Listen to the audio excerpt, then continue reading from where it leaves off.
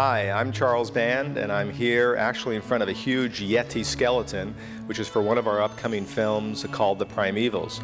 I'm actually in an auditorium in Milwaukee. You wonder why? Well, we're in the middle of a full moon roadshow. We took a lot of our effects and fun and characters and creatures, and we're going to about 12 or 13 cities all over America. We're meeting a lot of the full moon retailers and a lot of the fans who enjoy our films. So it's been great for us, and I guess you guys just finished watching Puppet Master 5. It is the final chapter, but we are going to spin off the puppets in their own special new series called Puppet Wars. And later on next year in '95, you'll be able to see Puppet Wars, the first chapter. In addition, of course, to Puppet Master and Puppet Wars, coming later on Full Moon this year, there's Shrunken Heads, which I'm real happy with, a very bizarre roller coaster ride. There's a show called Oblivion, which is a sci-fi western. And we have other shows coming up early next year on the Full Moon label, like Dr. Mordred and Ragdoll, and it's going to be a lot of fun. In addition to all these Full Moon pictures, we have a new label called Moonbeam that some of the younger fans and older fans alike are really getting into. We're just now about to release Dragon World, which I think by the time you see this will be out, and I think it's a picture that everyone can enjoy. And real exciting to me is next year we have a show called Josh Kirby Time Warrior. We're actually going to make 6 feature films. It's all part of a series, like a super video mini-series. And these are feature films that will be released every month at your local video store beginning around March and April. And Josh and his friends go backwards and forwards into all these different dimensions. So look for those and other Full Moon releases. And thanks again for watching our movie and enjoying the Videozone.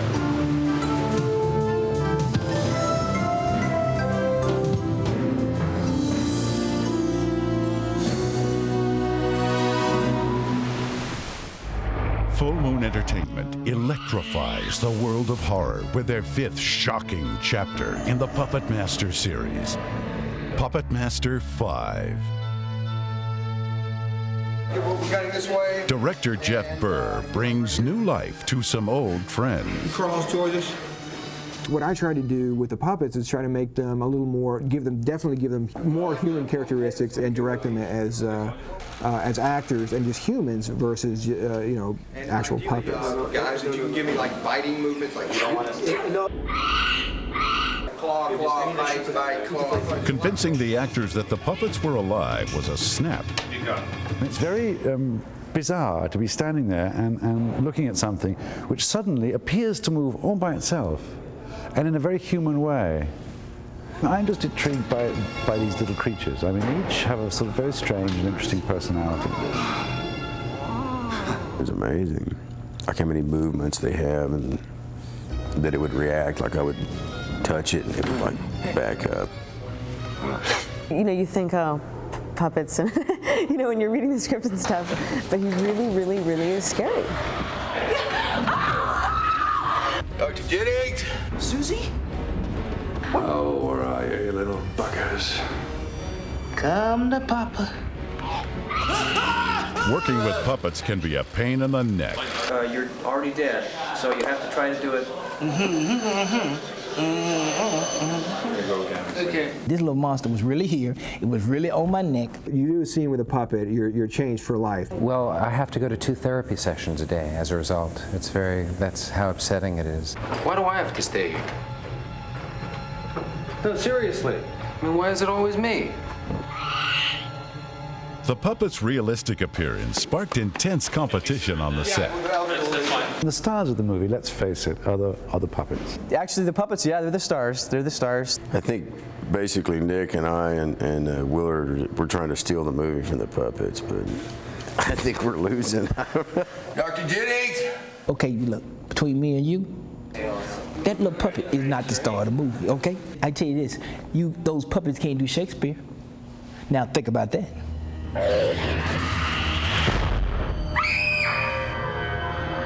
Creating the stars of the show is puppet mechanic supervisor Mark Rappaport and his team of puppeteers.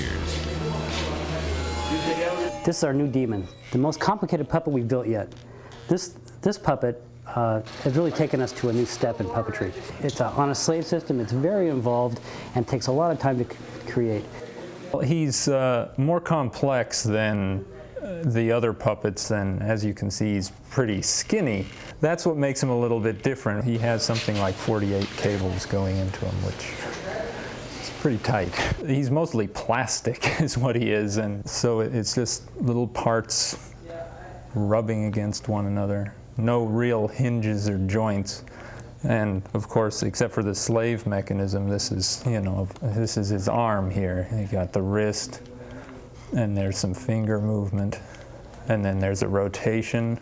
He's sort of my slave, I suppose you could say. Whatever I do, he'll imitate. This guy needs 4 puppeteers on controllers, and sometimes there's a 5th who will grab him by the legs and walk him through a scene if need be. On-set puppetry work can cause complications. Sometimes you have upwards of 8 or 9 or 10 puppeteers in different shots that you have to hide, and you want to hide them creatively. You don't want to, like, oh gee, I know there's a guy right off the frame right that's lugging a wire and you know, squeezing a trigger. Cable controls are not the only way of moving the puppets. Sometimes we have a puppet that's made for use on set, which in the case of this one, which is operated by cable and pneumatic controllers. And that's done in live action at normal speed with a regular camera, just like you'd film an actor. And sometimes those puppets appear with the actors. Other cases, you might shoot the puppet to be used in a superimposed composite scene that's filmed where the puppet is married into a scene that's been filmed earlier. Sometimes they're animated through stop-motion animation, which is even more complicated. But where they have to do very particular synchronized things, sometimes we have to do animation. Some of that animation can be handled by using an additional film crew for the more complicated shots.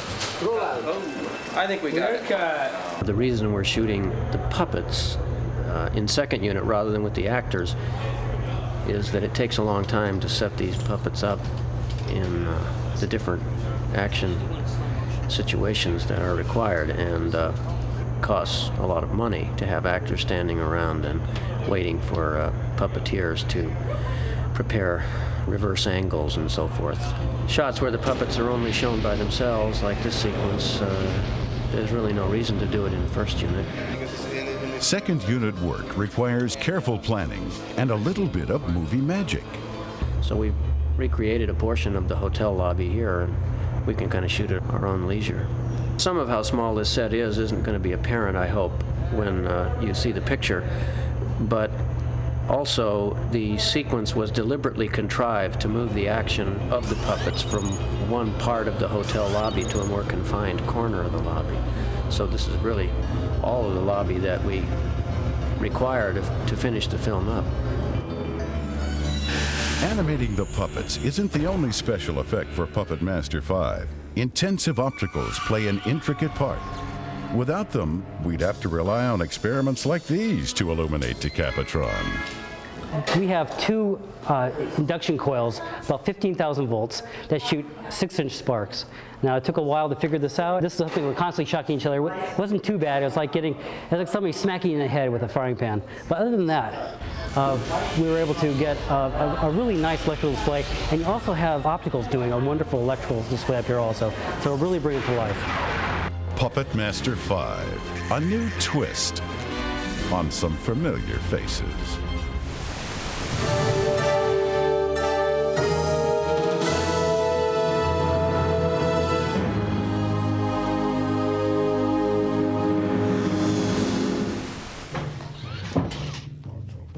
Get me out of here!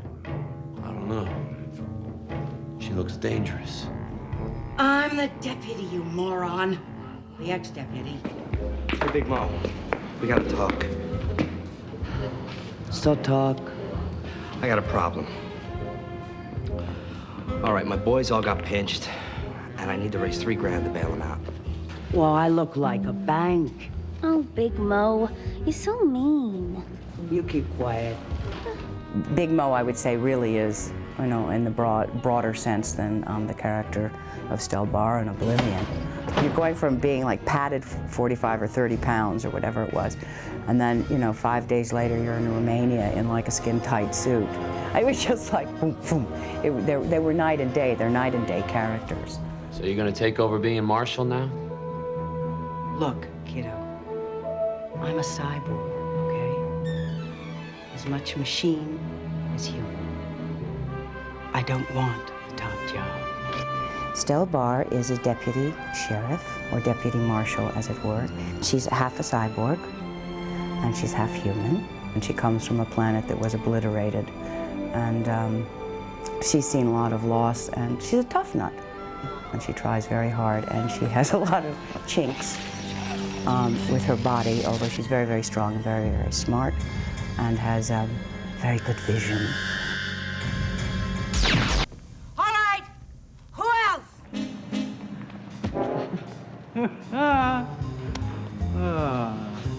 You're learning, kid.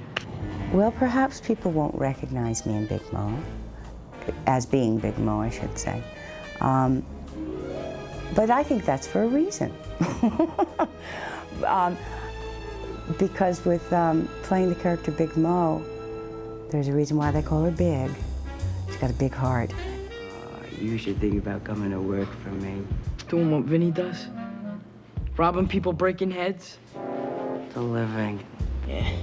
She was just a little street kid that just sort of hung around with the big boys and turned into a big woman, you know, with power and body and stature and humor and gruffness.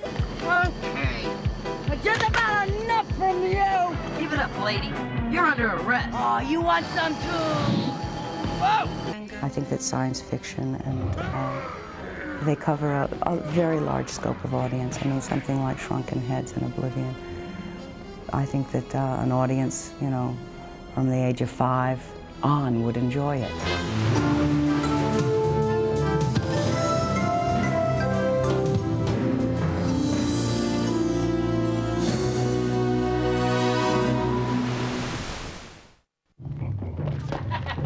It's a hey, this bad. Some kids are always getting picked on. Just give it back to him. And there's nothing they can do about it. Come on, you guys. Look, Sally, could you just stay the hell out of this, okay? Even when things seem to be going their way. You're trembling. The bullies won't leave them alone. And that's for putting your hands on my girl. But these kids have someone watching out for them. Are those boys bothering you? Someone very special. But even he couldn't save them from their fate. They're dead, but not for long. I command you, awaken. What have we here? I can't feel my body. I feel so weird. This is so bad. Now the little guys are in charge.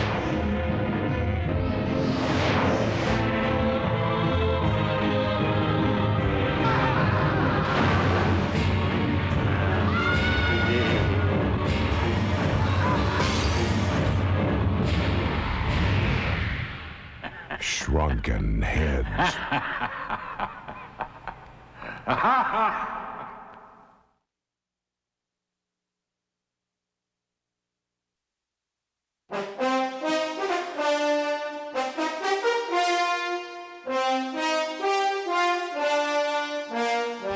In the outlands of space.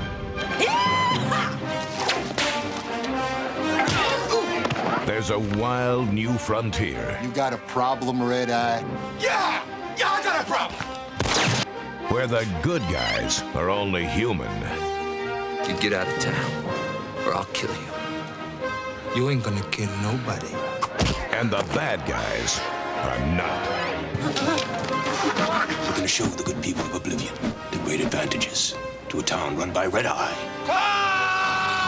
Where the liquor's hard. I want booze. And the women are wild. Delicious. And the natives are on the warpath. Praise God. Because in this town, it's not cowboys and Indians. Not so fast, Pocahontas. It's cowboys and aliens. We're getting a posse together. Who's with me? My fat family's spirits cry out to be avenged. I love the way this guy talks! Is that a fact? Definitely.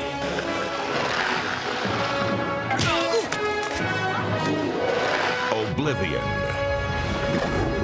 It's high noon in outer space.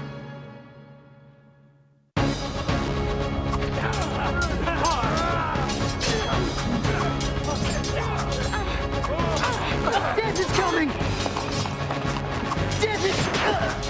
Jack Death has traveled through time to a dimension ruled by trancers. I am master of time and space. I'm not afraid of anyone. His only chance of escape lies in the trust of an enemy. I have given up everything because I hated what my people were doing. Together, they will go on a deadly quest to find the power that waits inside a castle of terror. I've had about enough of this psychodrama. Jack Death's final adventure has begun.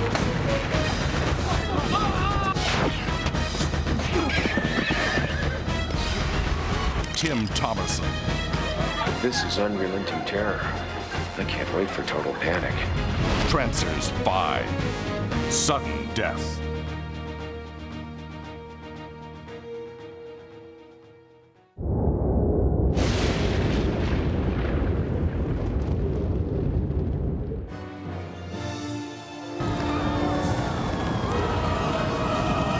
In the darkest depths of hell. You know the law! You know it is forbidden for us to leave this pit! I would happily pay the consequences for a single day of freedom. An avenging angel has found the gateway to a world of unchecked evil. The demons from hell are coming! A world called Earth. It is only you who would make the ascent wearing your own flesh. Heaven has chosen her to judge our souls and send sinners Please! Get away! straight to hell. Who's ever responsible for the killings is probably on some sick quest. On a mission of vengeance, the last thing she expected to find was love. I want you to accept me into your dwelling. Now, passion. Are you attracted to me? Veronica, you are a complete and utter mystery to me. Will control her fate. It's not in my nature to turn away from evil, Max. Are you responsible for those murders? I'm not human, Max. I turn into another person. A person that might repulse you. Hell has no fury like the Dark Angel.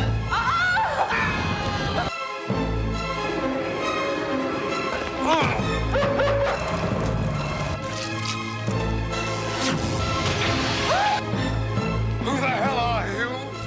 Don't you know what I am? Dark Angel. The Ascent.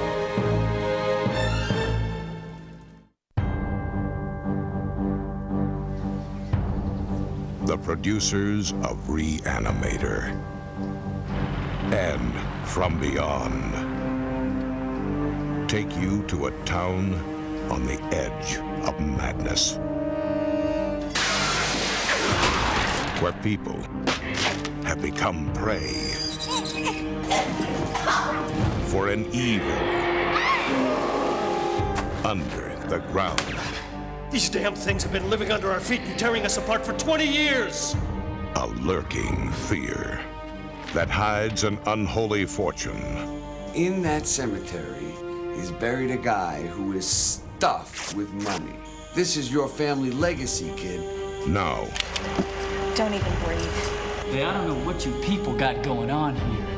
As soon as we blow the cemetery, you can walk away. criminals have come to dig for treasure. Well, I'll make all of this very easy for you. I'm just here for the money. In a cemetery of the damned. And hell has risen to hunt them. It's starting.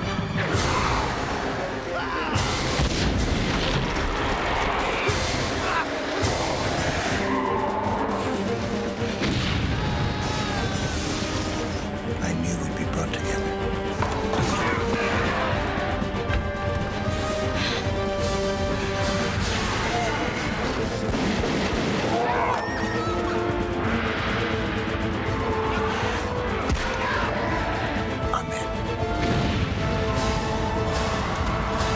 Frenzy's John Finch. Blake Bailey. Hellraiser's Ashley Lawrence. Ghost Vincent Schiavelli. And Reanimator's Jeffrey Combs. In H.P. Lovecraft's The Lurking Fear.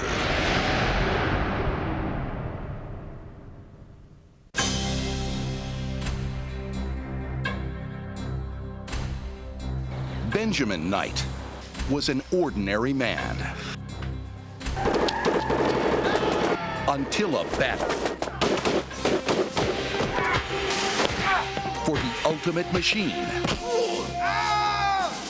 turned him into something more than human. Benjamin Knight's come back. Imagine what an army of invisible men could do. Now, with abilities beyond sight and an ally of circuitry and steel. Kill the machine! Benjamin Knight is going to make his enemies see red.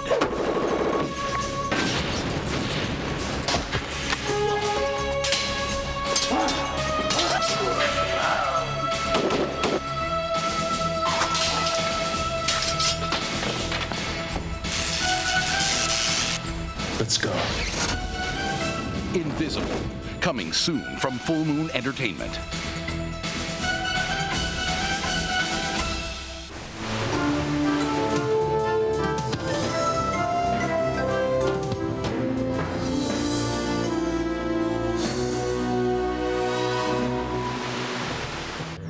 Hello, Full Moon fans. My name is Musetta Vander and I play Lash in Full Moon's theatrical release Oblivion. I'm here today at Hollywood Sunset Ranch to tell you about the great new merchandise and fan club bonuses that Full Moon is now offering.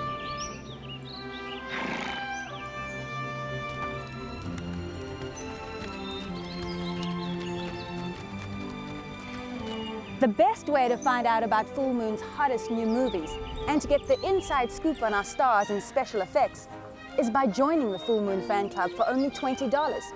You'll get the Moon Flash newsletter with up-to-the-minute information about Full Moon magic.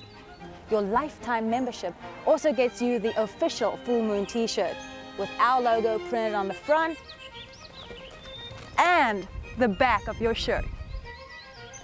Full Moon has spent months creating our most exciting collector's items. To find out about them, be sure to get your free copy of Dark Side of the Moon.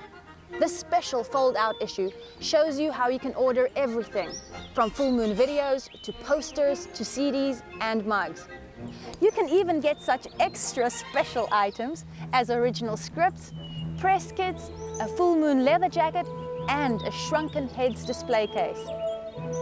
For more information about joining the Full Moon Fan Club and to get your free issue of Dark Side of the Moon, you can call the Full Moon hotline at 1-800-999-9559, or you can write to us at Full Moon Entertainment, 8721 Santa Monica Boulevard, Suite 526, West Hollywood, California, 90068. Thanks for staying tuned and watching me in Oblivion 2 Backlash. I'll be seeing you on the next edition of Full Moon's Video Zone.